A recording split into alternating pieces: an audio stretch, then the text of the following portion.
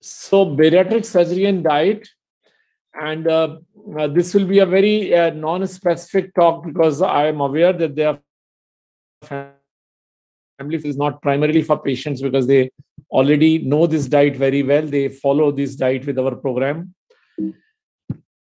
And so before I go on, there are a few things that the very first slide always is the bariatric myths, because patients, their families, and rarely family physicians also feel that bariatric surgery, somebody did it because they wanted to lose weight in an easy way. Now, this is not really true because most of these people have been to various weight loss programs or various weight loss clinics or nutritionists or gyms. They have lost weight successfully and the weight has come back. So, primarily, obesity is a disease and these people are suffering. So, please never say that this is an easy way out. It's a very difficult way. I mean, we don't get somebody in our family done appendicectomy. So, thinking of getting a partial gastrectomy or a gastric bypass is a major decision. Similarly, there is a myth that people after bariatric surgery are not able to eat, which is wrong because most of these people are not eating well before surgery because they are trying to lose weight. They are trying to avoid eating enough to fill up their stomach, and very few have access to experts like Dr. Madan, and thus they are really hungry all the time. But after surgery, they are always able to eat till they are full. So this is a myth, and all our patients will vouch for it that they are full with a very small meal. That's a different thing, but they are always able to eat. Then there the one of the myth is that there is a lot of dietary restrictions. Even my friends say or family members say that if I have to diet after surgery, why I cannot diet and avoid a surgery? Which is wrong because after surgery, nobody tells you to go on a diet. We tell you that you should eat healthy after surgery. That should be done even before surgery, also, as Dr. Madana showed. And there is one myth that people can't eat out, that they have to eat at home food, which is not true because most of our patients in Mumbai are able to eat out whenever they go with their family, and it is definitely feasible.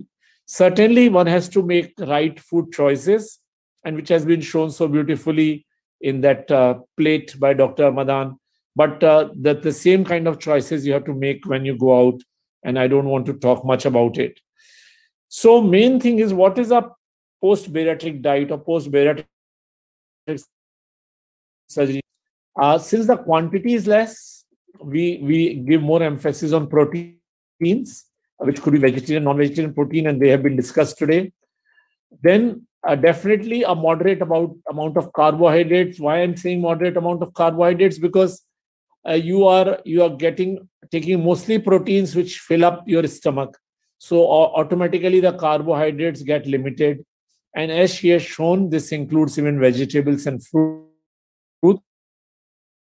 in dal, let's say. And then healthy fats. And healthy fats are important even in bariatric diet. And and adequate hydration. And these slides were made before Dr. Madan took her talk. So having enough water, occasional tea, coffee, milk, buttermilk, etc., say about 2 liters a day will ensure. So it's practically the same what you eat before surgery. Only thing is that the focus remains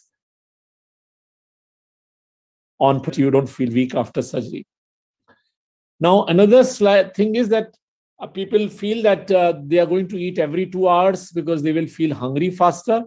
But most of these patients whom I'm managing for last 20, 21 years with our dietitian, they are feeling more thirsty. So if they are well hydrated, they are still eating only 3 to 4 meals a day. If they are not getting hydrated, so we mix up thirst and hunger occasionally, why we end up having more than 3 or 4 meals a day. If you are drinking water adequately, then probably this is not required. And thus, you have about 3 to 4 meals, slow eating, and controlled portions. Now, Food items and hunger, and as she has mentioned, that proteins give satiety. The converse is if you eat a high carbohydrate meal or high fat meal, increase in your sugar levels and some hormones, and that leads to drastic increase in insulin and drop of blood sugar. So then you're hungry again. But if you eat proteins, the blood sugar levels increases gradually and for a sustained time, and that's why end up eating less number of meals. So you have proteins, the sugars go gradually up for next 3 to 4 hours. You are not hungry, and thus you are able to avoid that for extra meal between two major meals. So this is one way, and this is the same thing that has been discussed. Proteins gives fullness, satiety. It gives less calories than fat. So 1 gram of protein, let's give 4 calories, while fats give about 9 calories. And the more calories is spent in digestion of proteins. So it's about 30% calories they are spent on digestion compared to 10% or other like carbohydrates. So you are taking less calories and you are spending more calories on a digestion itself, and then it delays hunger. So I'm not saying that I have only proteins, but what I'm saying is you should have proteins, what has been recommended by dietitian of our bariatric program. And then people say that we will have cravings after surgery. Now, the cravings are not a function of the stomach. Cravings are occasionally a function of the. So, first and the foremost is that cravings are like habits, and you need to accept that these cravings are not normal. So, it is not necessary that whatever you are doing up till now was normal or good. So, you have to accept that we are going for a new normal. And that can be very easily done if you are in a positive frame of mind. Like our patient shared success during a support group meeting. You weigh yourself on a weekly basis, the weight loss every week with your friends and family. Say that I have lost 2 kgs in 1 week or 1 kg in 1 week, and say I'm going to maintain this. Measuring your exercise outcomes and learning to say no. Your friends in good faith might offer you ice creams or sweets which are not good for you. You can simply say no and choose something more healthy. So all these things help in reducing this habit of a craving or a craving which is a habit. And if you have them, then it's a good idea to come back for follow up with our nutritionist and have some counseling sessions, because this is something which can be changed by more conversation and by understanding of nutrition than anything else. And habits can be changed in many other ways, that you do the shopping yourself, you buy things which are healthy, stock wrong foods.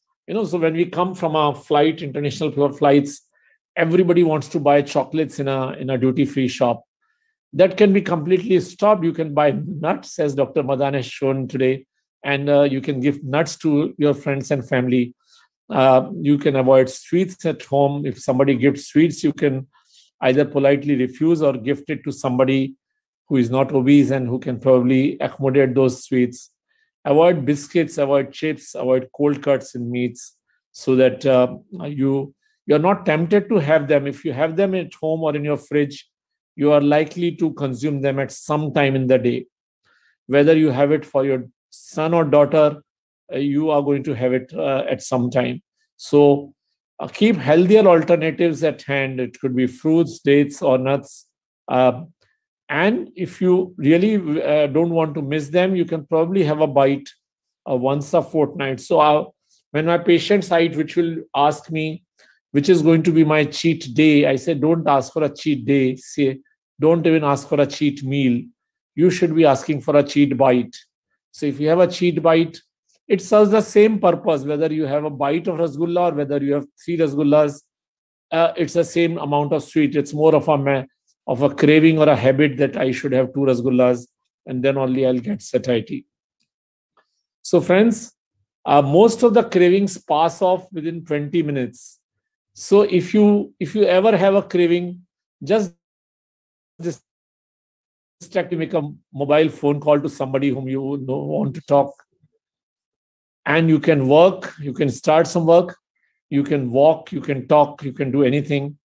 Avoid sleeplessness, because it is known that people who are sleepless have more cravings. So a lot of patients come to us and say that they are really hungry at 1 a.m. in the morning, and they don't want to eat food. They want to eat chips. They want to eat chocolates at that time.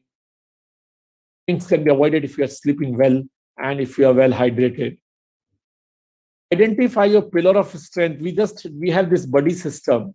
So if you have undergone bariatric surgery and you are feeling lost, find somebody else who had a bariatric surgery, or a good friend of yours who has not had a bariatric surgery. Talk to them, share your experiences, and they will help you. And remain positive, because negativity breeds. So you should never have guilt after eating something, having a bite of chocolate. If you are having a bite of chocolate once in a fortnight, do it willfully and don't feel guilty about it. But that can only be done if you are positive about it.